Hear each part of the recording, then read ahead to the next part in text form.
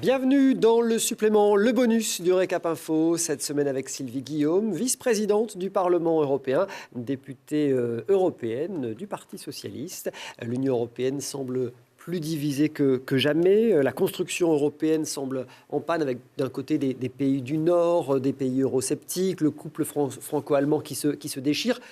Vous restez optimiste sur la construction européenne. Il n'y a pas d'autre voie ?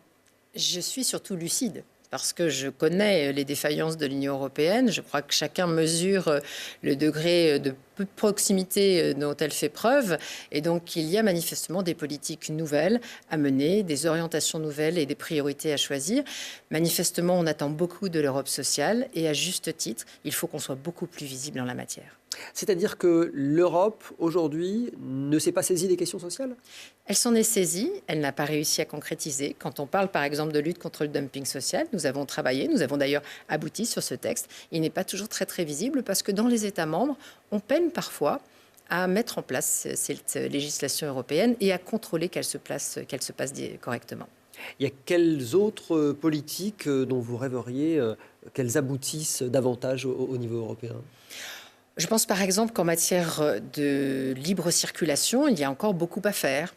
On a perdu beaucoup de terrain en la matière. On a considéré que finalement l'espace Schengen, qui avait été conçu comme un espace de libre circulation, parce que les frontières extérieures existaient, on considérait qu'il n'y avait pas de frontières intérieures. Cet espace Schengen a été beaucoup malmené ces dernières années. C'est vrai qu'un certain nombre de menaces ont existé sur le continent et donc on a renforcé beaucoup les frontières extérieures, renforcé aussi les frontières intérieures et donc cette fluidité que nous avions au détriment de la liberté de circulation n'existe plus exactement comme auparavant. La France a d'ailleurs fait encore le choix, il y a moins d'un mois, de renforcer encore les contrôles aux frontières intérieures. Et je trouve que cette idée de l'Europe, de la libre circulation, de la prospérité, est quelque chose pour lequel on doit continuer de se battre.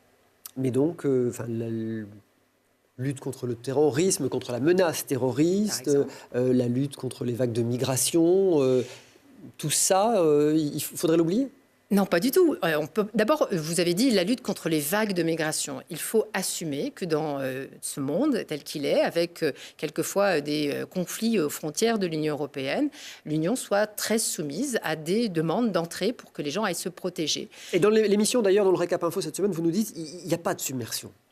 Je dis que par rapport à 2015, où l'Europe a été en face d'un phénomène massif important parce qu'une guerre en Syrie a fait en sorte que plusieurs millions de personnes se déplacent. Nous ne sommes plus du tout dans ce niveau de déplacement des populations. En Méditerranée, même s'il y a encore, et je le déplore, beaucoup de morts parce que les personnes qui traversent n'arrivent pas à traverser en sécurité, il y a 3 fois moins de franchissements.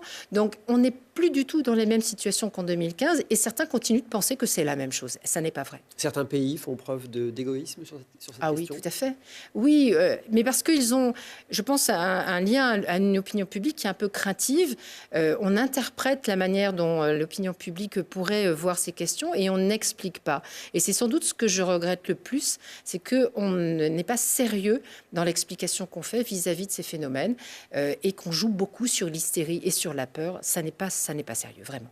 Les populismes peuvent s'emparer de cette question pour les prochaines européennes qui auront lieu fin mai, vous le craignez ? Ils s'en sont déjà saisis beaucoup pour franchir les portes de pouvoir dans certains États membres de l'Union européenne. Donc oui, c'est un risque important, majeur. Mais c'est une crainte qui match, qui fait écho chez les Français. Parce que nous n'arrivons pas à être suffisamment explicites, suffisamment visibles et suffisamment capables d'expliquer un certain nombre de choses et un certain nombre de priorités qui sont à l'œuvre dans l'Union européenne.